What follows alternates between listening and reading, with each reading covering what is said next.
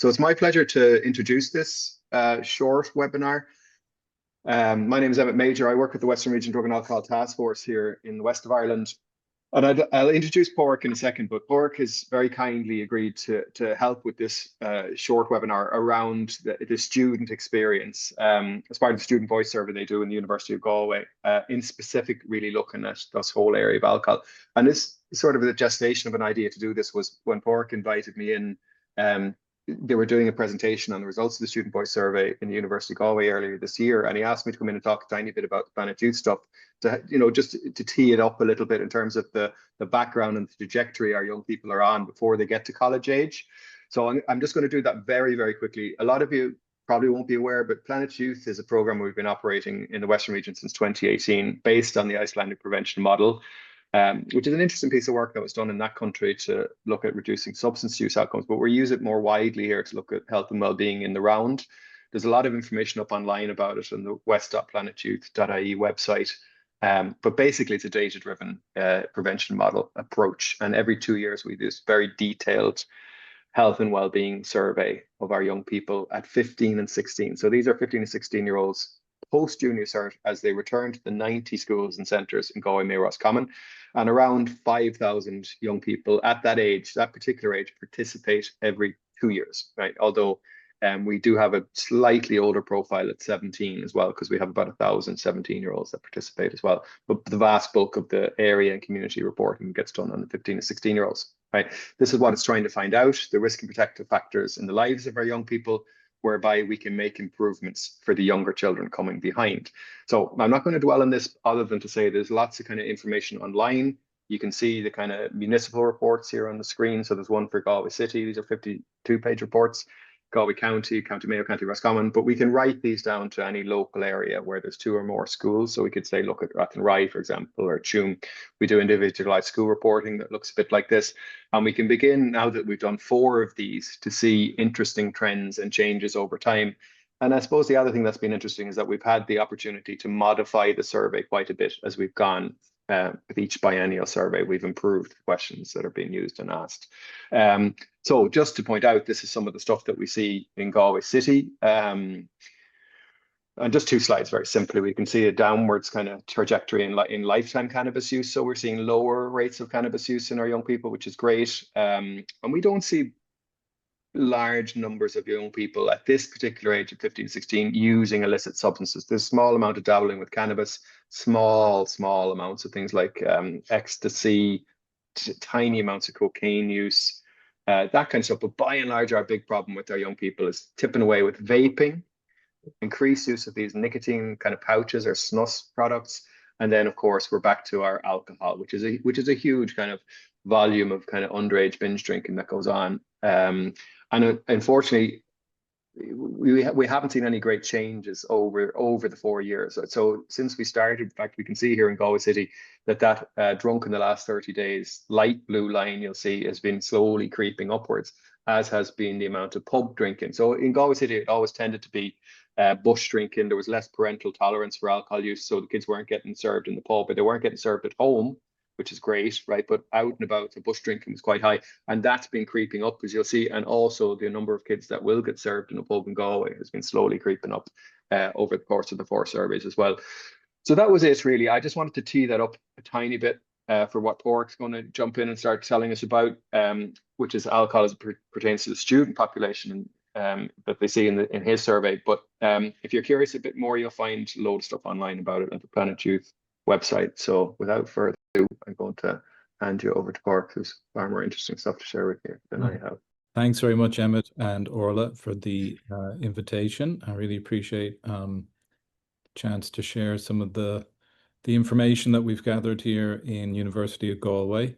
So thanks for being here, everybody, for the lunchtime seminar. So because like we do have done an annual survey in the University of Galway for 8 or 9 years, and even further back in other kind of manifestations.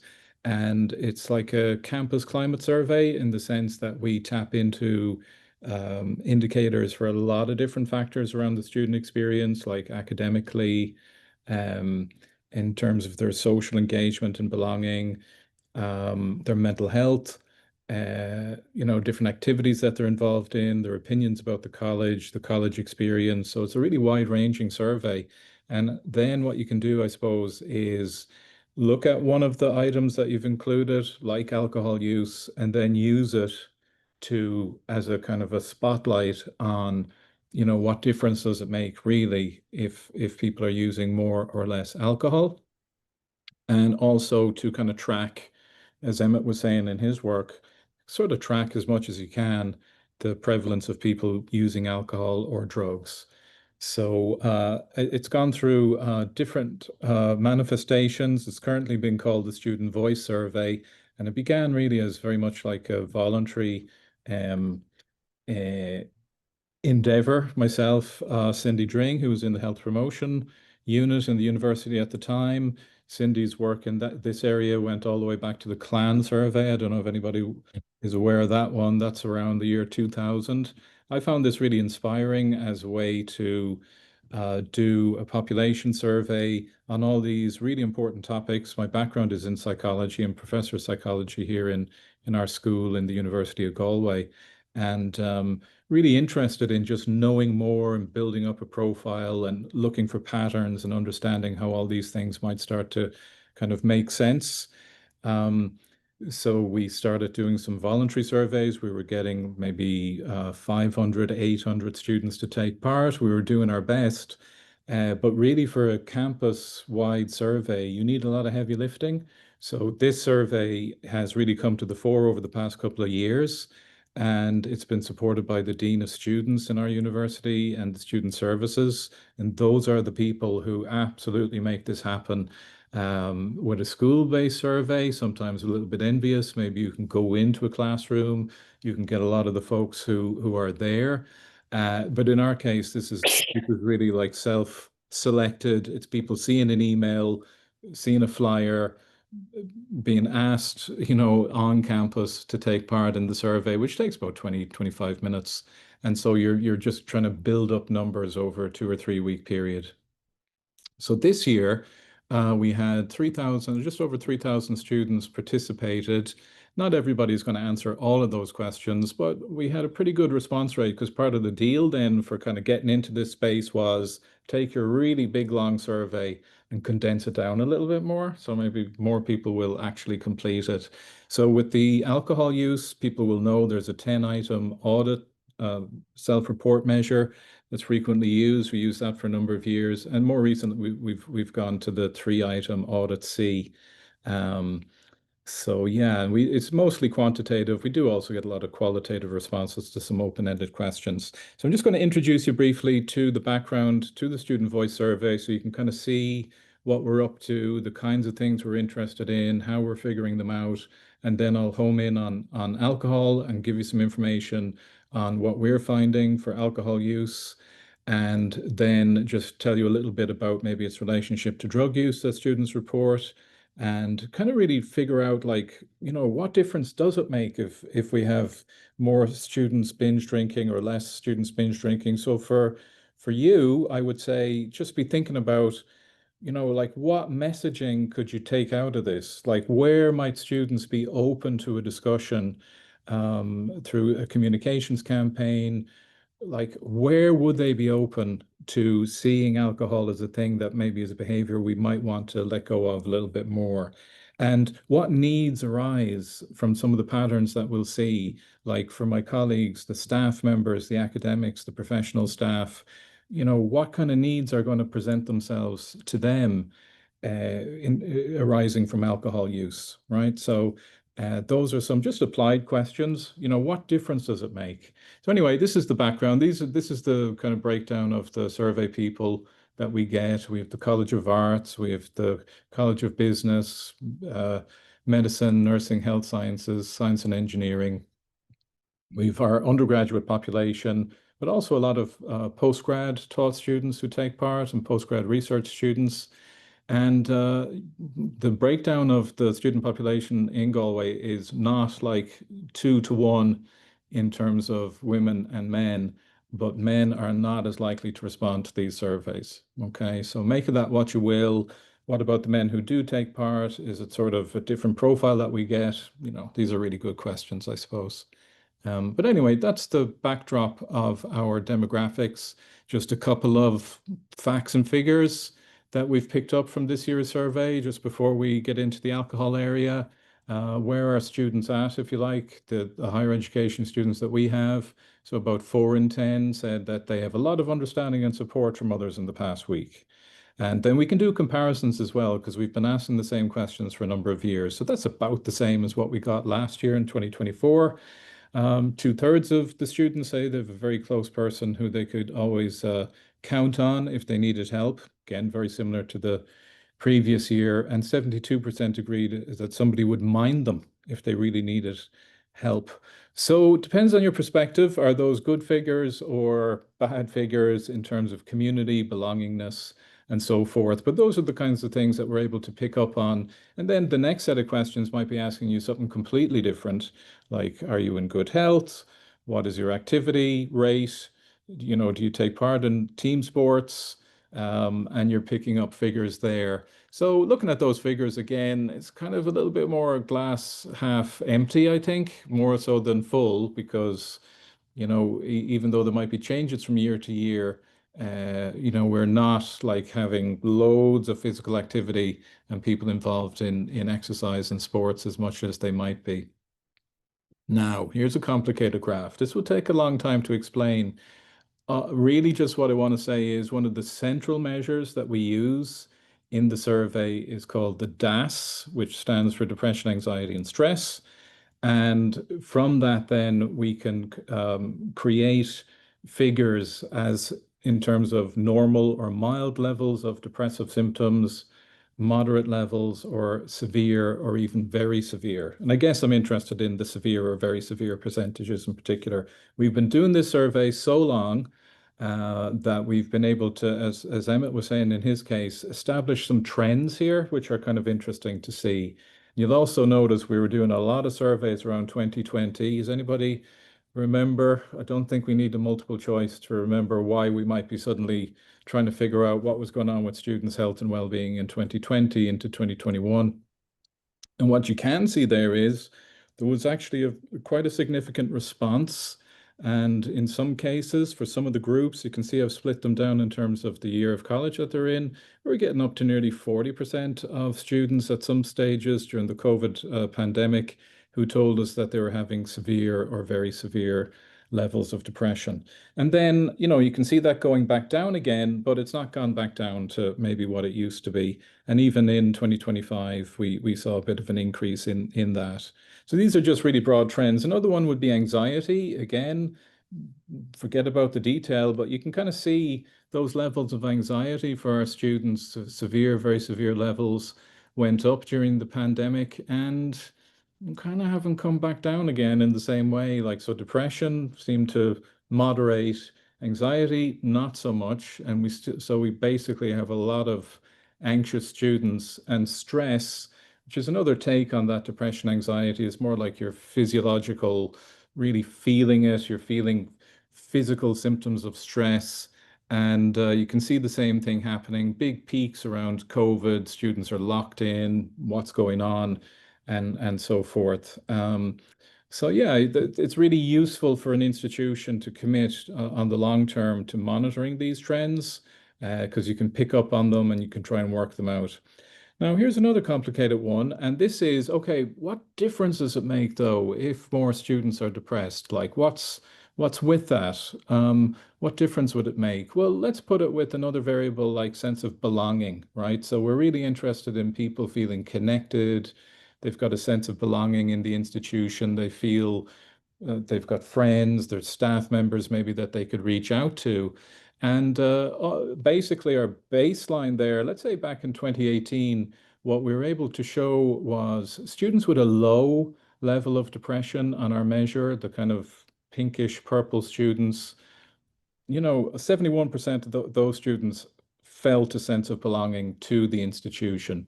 And then as you went, the students who were not feeling so well in themselves were less likely to feel that sense of belonging. So that's kind of the nature of depression, I guess. But then let's intrude a really significant environmental event like COVID, and you can see huge collapse. Now the students who weren't even that depressed are feeling the same sense of alienation as the students the previous year who were depressed, okay? Because they're at home, what is there to belong to, etc. And the big question is, will people recover from that? Or did we go our separate ways demographically? We're getting more into media and technology and stuff like that, and we're never going to return in the same way to what we were. So it's a mixed picture, I think. But again, I think it's important for an institution to have structures like this that monitor and track those trends because, yeah, people will just kind of rebound. But at the same time, we're also seeing that it's not quite what it was. And I think that gels with what people are thinking themselves, really. Obviously, accommodation, financial strain, huge issues for students. And this is another way like that we can maybe relate to students' union, advocacy groups, and just ensure that there's some figures, facts and figures, and impact kind of coming through then in terms of the financial issues and the access to accommodation and so forth, right? And that's a slide there in terms of money. So yeah, it's bad. Like 47% agreed they were worried about having enough money to pay for college. But the previous year it was 49%. So I don't know. I don't know how many years it will take us to get down to a tolerable level. But again, it's interesting, it's important, it can be quite fine-grained. You can break that down then into different categories of students. What about students who have come in through a non-traditional route? What about students who have traveled here as international students? All those kinds of things you can kind of examine. So let's get to the alcohol bit. And so with the alcohol bit, then we're using the AUDIT-C. So it's a really simple measure. It's got 3 items only, and those are they on the screen there in black. How often do you have a drink containing alcohol? How many standard drinks containing alcohol? How often do you have 6 or more drinks? Now, for this audience, I don't need to remind you, when a standard drink, we're talking about that half pint, small glass of wine, single measure of spirits. So, and you'll also probably be aware the AUDIT-C has got a good reputation internationally as being a fairly robust indicator of risk. Obviously, then, you know, from my point of view, this is a non-clinical study, but as you know, this can be used in a clinical setting to kind of detect risk and point you and signpost you to particular types of intervention later. People score the AUDIT-C in different ways. So a lot of times people are putting a cutoff point, right? So as to say, those are the students, if you get a certain score, you're in the risk category. And a lot of researchers do a gender-specific score. So they'll say, okay, 4 for men, 3 for women, or other people say 7 for men, 5 for women, etc. We employ a uniform cutoff, and our critical number is 5. So essentially, you can get up to 12 on the AUDIT-C. So 5 is around about the midpoint. And so from that, anyway, we've got 3 categories that I'm really interested in. Students who get between 5 and 7, we say they're in the low risk, but still there, 8 to 10, and then 11 to 12, right? So those are the groups that I'm interested in for the most part. Now, we had nearly 3,000 students who did all those 3 items, so we could group them and classify them. But let's move one group of students to one side right at the beginning here, because 18% of our students said that they never drink alcohol. So you might find that a little bit surprising. We've been doing this long enough that in the old days, we were getting about 7% of students who said that they didn't drink alcohol. That's gone up to 18% now. If you look at that demographic, it's disproportionately our international students. So particularly in our postgrad category, we attract now a lot of folks from China and India, and there doesn't seem to be the same patterns of alcohol use in populations like that. So for the Irish students, if you like, the domestic students, it's maybe about 10%. So it's not that different to what it used to be. But anyway, we're going to put them to one side, and I'm only really now interested in the people who drank a bit. Okay, I'm going to categorize them and tell you a little bit about them. So there's our 18% who were then excluded. They didn't get to see items 2 and 3. and just grouped them there for convenience. You can kind of see the frequency that people said that they were drinking. So, you know, our students who take part, I don't know, I can't vouch for them, but 20% of them are saying that they're drinking weekly or more often. Okay. So I do hang around on campus, you know, and I don't know. I go uptown. I'm not sure, but that's what they're saying on the survey. And then, okay, when you do have a drink, right? So how many drinks are you having? Just kind of clustering that. You guys know 6 or more drinks really is getting into binge drinking territory. And again, when they're drinking, I'm getting about 1 in 4 of the students saying that they're having 7 units upwards. That's what they're coming back with. And when we ask them specifically, what about the 6 or more drinks? I'm getting about 20% of them saying, that's me, weekly or more. As we know, like patterns of drinking have now changed. In the old days, you'd go into the pub and you'd get your pint, your measure. As we know, people are totally dosing themselves. We don't know, you know, what really they're drinking. And they're in house parties and pre-drinking and everything else. And what's a measure? I don't know. But this is what they're telling us. But back when we began these types of surveys many years ago, I would have expected to see something like 50% of students reporting weekly binge drinking. Now I'm at 20%. So maybe there's some measurement errors going on there, but I think there's a definite trend downwards anyway. What does that amount to? More statistics. So let's take those students, 2,500 students roughly, who did all 3 of my audit questions, and let's put them into some of these categories. So 44%, again, glass half full, nearly literally, are not coming out as in the risk zone, 0 to 4. Okay. That means 56% are at or above the cutoff. And then if we break that down, you can see most of them are going into the lowish risk, but appreciable risk. And I only had 1% who were scoring out at the max level, really. So what I did with those subsequently was just group them in with the 8 to 10 score group. So we're dealing with 44%, 37%, and 19%. Those are my groups. How does that compare? There was a really good review done a number of years ago of earlier studies. Usually studies like this would come out at maybe 60 to 80% with audit scores above the risk.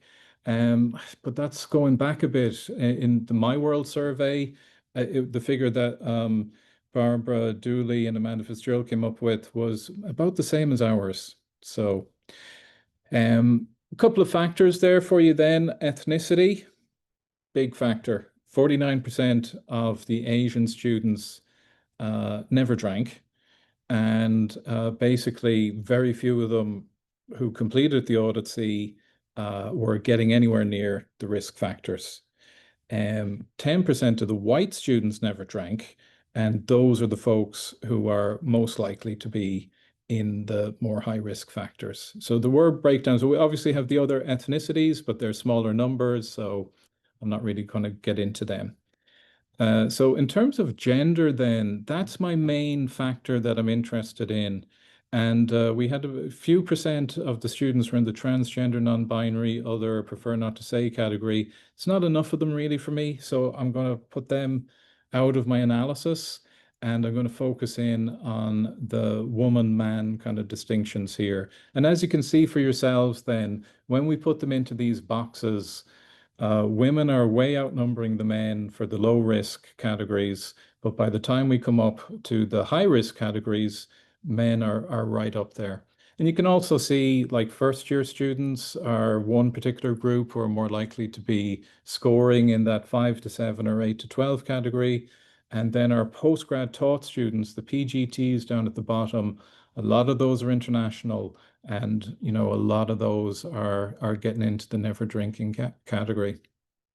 My big question for you is, what difference does it make? So let me go to some of my items that I've got from the survey, and let's just see, okay, let's take the students in the low risk, the moderate risk, the high risk category. Does it make any difference in terms of different branches of the student experience? What about enough money to take part in the same activities as my peers? The people who drink more are a little bit more likely to say that they do have enough money to participate. What about worrying about having enough money to pay for college? We know that's a big factor. Um, Breaking it down by men and women, I think maybe the women are a little bit more worried about having enough money for college if they're in the high drinking category. So that's maybe, again, we're thinking, where's the points of maybe discussion or weakness in my beliefs about alcohol that maybe we could have conversations with people. But in terms of general stress about your personal finances, there's not much difference between the alcohol use categories. There is a difference with women tending to be more stressed. Um, and this kind of plays into a lot of things that we find out about men being more confident, women being more conscientious, tending to worry more about practical matters. What about finding challenges in your personal and academic and study skills? Will the people who drink more, will they be more likely to be concerned about their academic life? Um, Not so much with the low risk and the medium risk. Over on the right-hand side, you can see the people in the 8 to 12 AUDIT-C scoring. They are, for women only, more likely to feel concerned. The guys, as you can see, 15%, 16%, 16%, didn't make any difference how much alcohol they were taking. They were equally likely to feel that academic life was challenging. What about academic confidence? How are you going to do on your course problems and tasks? Again, not much evidence of the men being really worried about this, even if they drank more, and not an awful lot of evidence of the women either. Small percentage differences there. Have you been feeling stressed that you might not be able to complete your course? Who's standing out? It's again the women, with the 43% of women who are regular kind of binge drinkers. They were the most likely group to feel that they might not be able to complete their course. The men, a lot more impervious, robust, not feeling the strain. So that was interesting. And that's really why I'm splitting out these, because the gender factor was the key factor for me in thinking about, where's the difference between people's experience of alcohol use. Well, another one, like people might say, I guess, oh, my lecturer never explained that to me. I guess I'm wondering if you're more likely to be maybe hungover or not in class, maybe you'll have that view. Lecturer might have been doing their job, but maybe you weren't quite tuned in. So that's interesting because there is a bit of a factor here where the men and women who are more regular binge drinkers were less likely to say they understood what was going on in the course. So that's an interesting one, but no difference in terms of, does my University of Galway support me academically? Regardless of alcohol use, everybody felt the same way. What about social involvement? Does University of Galway provide opportunities for students to be involved socially?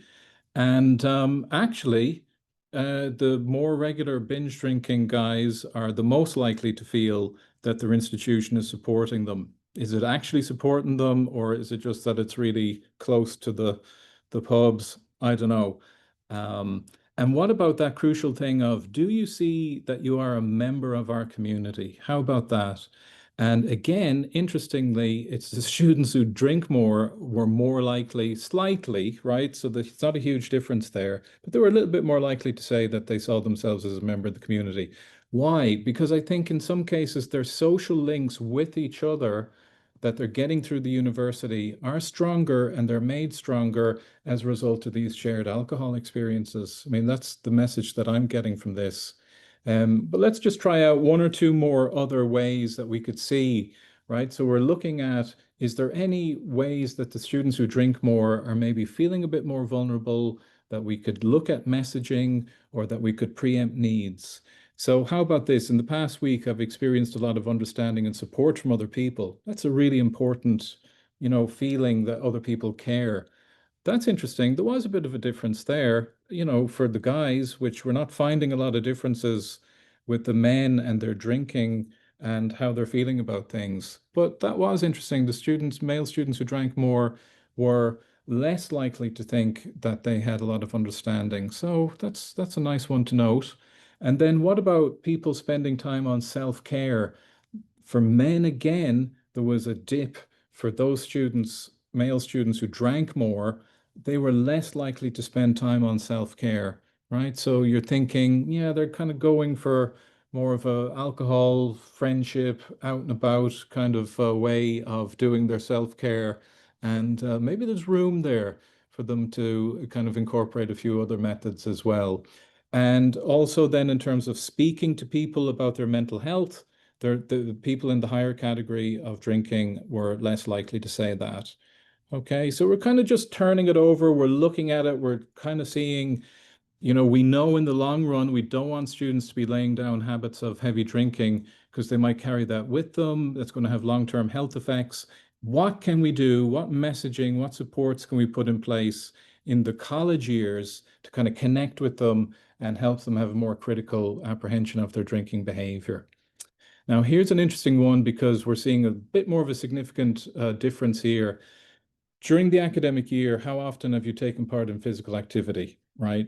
The heavier drinkers, among the men in particular, were more likely to be taking part in physical activity, right? So it's not like they're feeling physically frail and weak. I think as well, they're building some of those bonds and they're socializing and drinking more because they're engaging with other people around sports. And intuitively, we know that is kind of the case. Is there any vulnerability on people's perception of health? Do people who drink more maybe don't feel like they're in such good health? I can't find any evidence for that. So I don't think that that's a message that people are going to really tune into. Um, and in terms of people connecting with the college as a source of information about mental health, about well-being, that was a little bit interesting, I think, because you can see the people who are drinking more in the 8 to 12 score on the AUDIT-C, they are scoring lower, particularly the men, on feeling that they're getting information. So remember as well, they weren't hearing as much from the lecturers as students who were maybe more present in class. And likewise, they're not kind of getting some of that messaging around mental health, well-being that might get them to sort of challenge and think about their alcohol use or connect them with, supports and options. So that's interesting. Just the final round of this now, just as we move towards the close and the short lunchtime seminar, I'm going to break this up now. Again, the DAS questions that I mentioned at the beginning. So we've got depression questions, we've got anxiety questions, and we've got stress questions. So let's open up with these depression questions. Let's put people into male, female categories, and further, let's put them into their AUDIT-C categories. Are we more likely to see high levels of depression among students who are drinking more? Let's look at the top. The male students, there's very little difference in that pattern. If you were a low-level drinker, high-level drinker, the number of people who are scoring normal, moderate, or severe kind of look the same. But for the women, and again, that lowest right-hand box is significant for me because you're seeing the most likely people to feel a sense of depression were women who were drinking more. So I think that that's an interesting trend now that we're starting to gather a little bit of momentum as we've looked at these figures, that women who are drinking more, maybe not feeling so good about their academic experience, and also now we're about to see that the group with the greatest level of kind of mental health challenge is that group of students. So now let's go to the anxiety group. What's happening there? So if we take men, distribute them into normal levels, moderate, severe levels of anxiety, and then break them down into the alcohol groups, what's happening? In actual fact, the men who are drinking more are more likely to have normal or mild levels of anxiety. They're robust, okay? They're just not experiencing a sense of anxiety that might be in any way correlated. Actually, whatever they're doing is maybe helping their anxiety. So that's interesting in terms of messaging. But for women, we are more likely to find women with high levels of anxiety who are in the higher levels of alcohol use. So that's again an interesting one. We're now looking at maybe a gender differentiation, and different ways that we might approach the genders because of this information that we've got. And then when we look at stress, physiological stress, you can really feel it. Is there any difference for men depending on their alcohol levels? Not really. Is there any difference for women depending on their alcohol use levels? Yes, there's a bit of evidence that women who are drinking more are less likely to be in the normal or mild kind of category. So I know that's loads of information to throw at you, but there is a bit of a trend there. So we're not seeing like the students who are drinking more feeling awful about their academic life, but there's indicators. And there's also indicators around mental health, about social support, about involvement in sports and so forth. Just to finish it off, these are quite stark figures. So now we're interested in men who never smoke. 77% of men in the 0 to 4 AUDIT-C category never smoke, but only 42%, 35% difference in the high alcohol use category never smoke, right? So that's a very interesting difference. And as you know, you're in that culture where you're going to be more exposed to smoking and vaping. And that's a really striking finding, I think. That's nearly one of the biggest associations that I could find is the association with smoking, vaping, and finally, drug use. So we asked them individual drugs, and we added it up. Like, so we asked her cannabis or cocaine, ketamine, stuff like that. And then we just totted them all up. And you are either somebody who has used any of those drugs in the past year or you're not. And what are we finding? The guys who are in the lowest level of drinking, 26% of them agreed that they had used one or more of those drugs in the past year. Let's move over to the 8 to 12, the high level drinking. 50% of those male students said they'd used drugs in the past year. And we've got a similar pattern for women with a lower base. So that's what's going on there. All very interesting, all very super detailed. But next steps, when I thought about this, I thought, what's the practical kind of take home for this? It's reflecting on those stats and those connections and thinking, what difference does it make? And what difference would it make in terms of messaging and supports? And maybe you've been thinking about that as we've gone through the slides here. Would some messaging work better given these types of vulnerabilities? And what about our academics and our professional support people and our people working in community organizations? What kinds of things do they need to know about what the students will be coming to them with as problems? Okay, I'm a bit disconnected with my course. I'm feeling a bit low, things like that. And I think that kind of comes into the kind of psychological training and preparation that we need staff to get into. So take-home message, we did see that self-perceptions of academic stress and engagement were related to alcohol use. Not a huge link, but it's there. We also saw some evidence that for some groups, particularly for men, social support and understanding was lower for the high alcohol group there. We ran up against a brick wall with physical health, sports, and exercise. But that's just telling me we got to connect with some of those sports groups and try and figure out what would be the right messaging. And we also saw that in terms of well-being and self-care, the people who drank less were doing more of that. And, you know, how do we encourage people who are drinking more to maybe get into that? And they might think, you know, maybe I don't need to drink quite so much. But very much to the point for me was the gender-specific analysis and realizing the students aren't just all one group.